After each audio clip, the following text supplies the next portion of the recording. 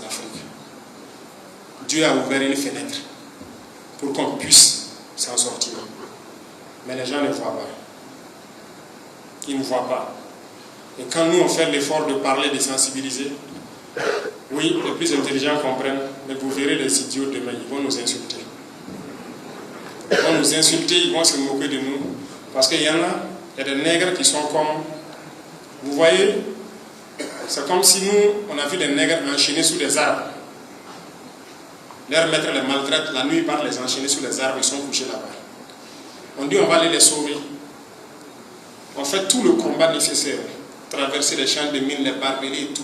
On arrive, on enlève les chaînes et on dit les gars suivez-nous, on va partir.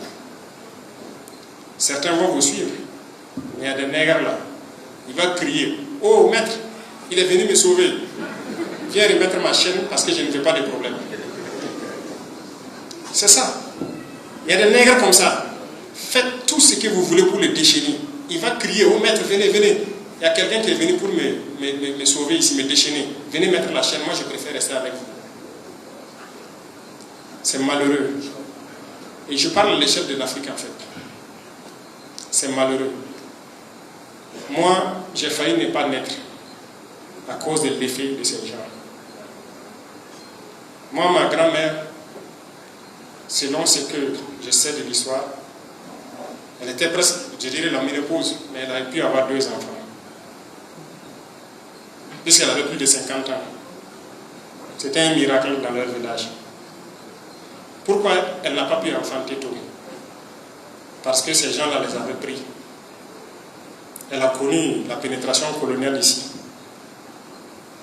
Et c'était interdit de faire des enfants ou de se marier. Ils ont tué presque tous les hommes du village. Et c'est après les indépendances qu'elle a pu faire ses enfants. Donc moi j'ai failli ne pas naître à cause de leurs effets sur nous. Et j'étais très proche d'elle. Elle m'a raconté beaucoup de choses. Et j'ai vu sur son corps les traces de la maltraitance de ces gens-là.